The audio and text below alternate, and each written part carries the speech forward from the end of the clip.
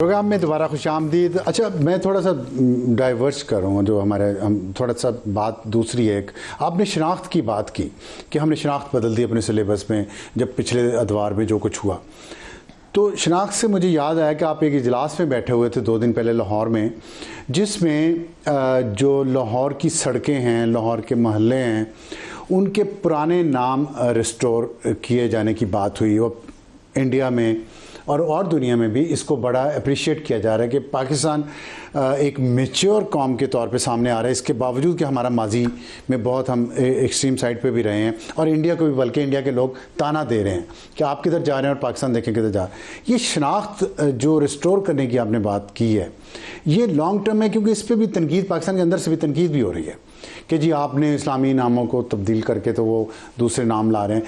तो इसको क्या इसके पीछे फ़िलासफ़ी है जो आप लोगों ने ये नाम चेंज किए, शनाख्त को, कल्चर को आप रिवाइव करने की ये इसके लिए टाइम चाहिए। इस बहस के लिए जो है, ये इसके ऊपर जो मेरी सोच जो है, मेरी जो सोच जो है थोड़ी सी आम आदमी या को जो नाजरीन समझेंगे कि इट्स टू रेडिकल।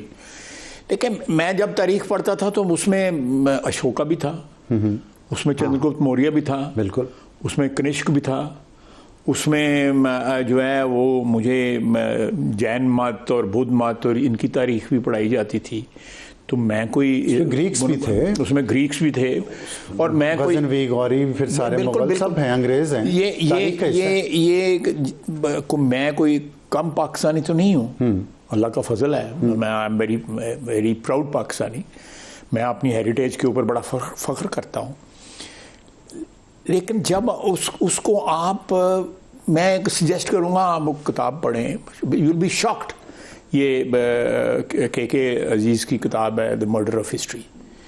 आप वो लिखने वाले जो हैं उनको तो कौमी मुजरम हैं जिन्होंने किताबें लिखी हुई हैं पिछले 20, 25, 30 साल में। टेक्स्ट बुक्स जो है अप्रूव की हुई हैं, जो पढ़े लिखे लोगों ने, कोई ऑक्सफोर्ड का पढ़ा है, कोई कैम्ब्रिज का, कोई कहाँ का पढ़ा हुआ है, you know. Because people wanted कि अमेरिका की हमने जंग लड़नी है तो हमारी जो जनीयत जो है वो ठीक नहीं है, हम जनीयत भी जो है कौम की उस तरह कर दें। मैंने जो नाम लिए हैं, आज का स्टूडेंट उनको जानता भी नहीं है। मैं 8th क्लास में ये किए थे। और दूसरा ये है कि फैक्चुअल हिस्ट्री पढ़े। आप देखें कि महमूद गजनवी जब वहाँ से आता था, जो 17 हमले, उसने यहाँ बड़े फ़ख्र से 17 हमले, 17, वो सारे रास्ते में मुसलमानों का कत्लेआम करता आता था जो उसको सूट नहीं करते थे। आप कोई डायनेस्टी सोचते हैं जिसका सिर्फ एक ही हुक्मरान हो, ना होता आगा ना होता पीछा, बच्चे उसके जो है अल्टीमेटली आके लाहौर में रहे।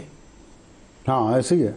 तो ये एनालिटिकल होना चाहिए, हिस्टोरिकल पर्सपेक्टिव से एनालिटिकल होनी चाहिए कि अगर आप आज माजी हाल को जो है तलाश करना चाहते हैं कहीं पे, या उसमें कुछ शनाख्त करना चाहते हैं, तो आप उस माजी में जाके शनाख्त करें।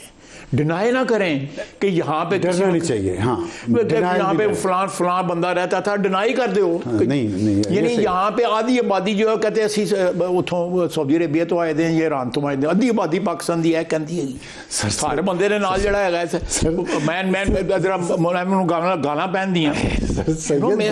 मेरे 4 हमारे यहाँ बहुत है सर। तो खास तौर पर मैं आपको एक छोटा सा वाक़या सुनाता हूँ। जी।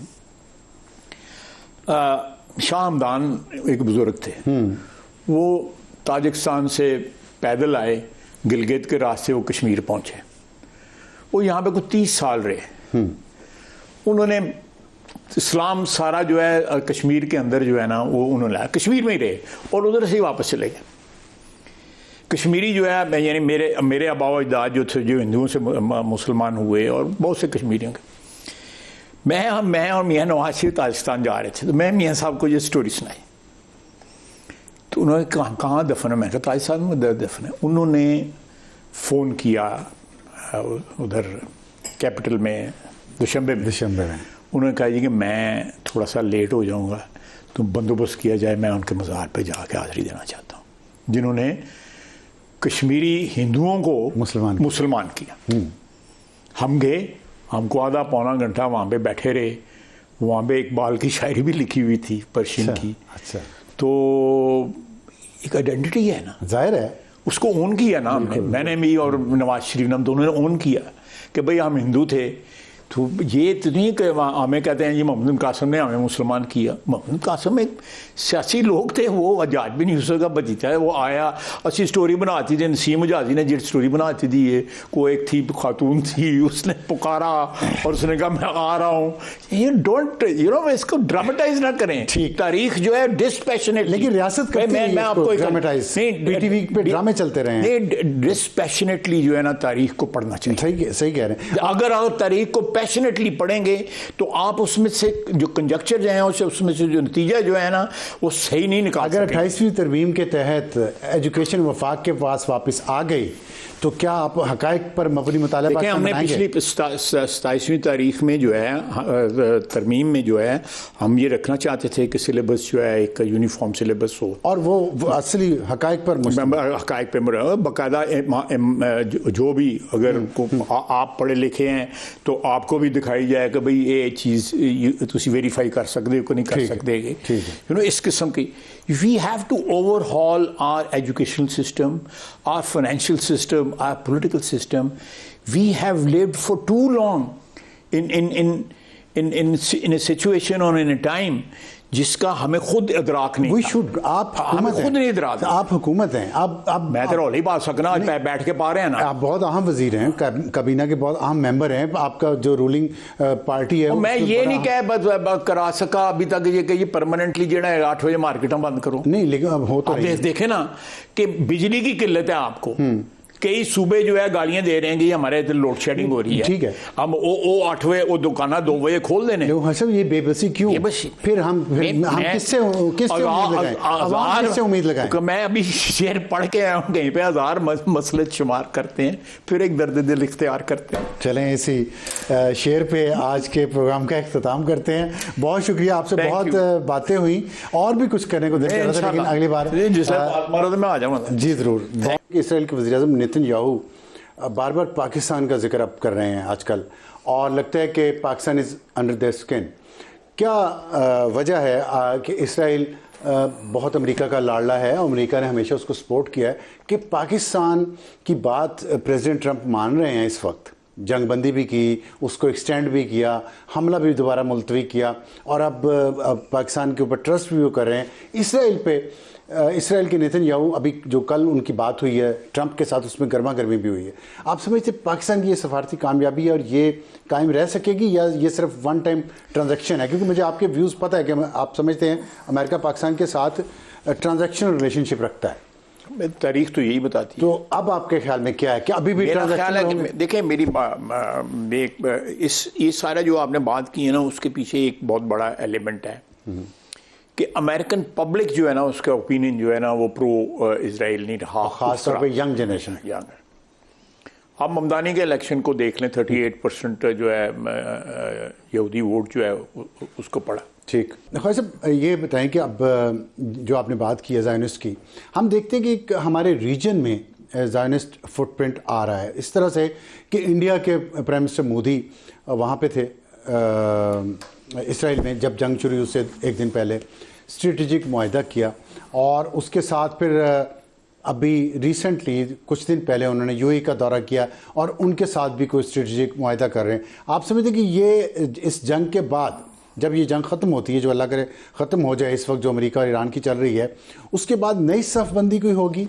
मेरा नहीं ख्याल। मैं इंडिया और इजराइल की तो मैं कह सकता हूँ, लेकिन यूएई जो है ना, वो मेरा ख्याल है कि ये UAE will ultimately stay in the fold of Arab politics, जो गल्फ की पॉलिटिक्स है, जिसमें सऊदी अरेबिया है, कतर है, कुवैत है, यूएई है। दिस इज माय असेसमेंट, कि वो जो है अक्लमंद लोग हैं, दे आर वेरी, जिसको कहते हैं, हाँ, गलती से सीखना भी चाहिए। अक्लमंद लोग हैं। हमारा उनके साथ एक बड़ा मोहब्बत का बड़ा पुराना रिश्ता है। हमारे 23 लाख पाकिस्तानी वहाँ पे बैठा हुआ है। तो एक फीलिंग, मैं उधर 12-13 साल रहा हूँ, मैं बड़ा रिस्पेक्ट करता हूँ जो लोग इस तरह बरसरे इक़्तिदार जो है, personally know them, they are pragmatic people, ये अरब साइकी की एक खसूसियत है कि वो रियलिटीज़ को ज़रूर केटर फॉर करते हैं, जो भी रियलिटी हो।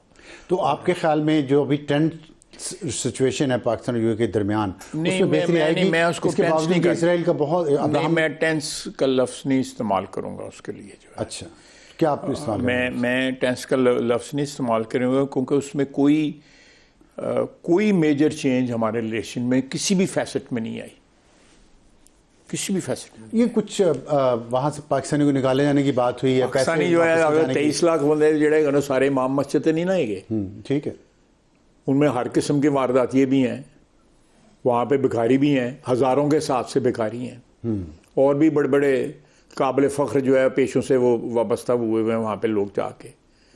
तो मैं एलेबरेट नहीं करना चाहता।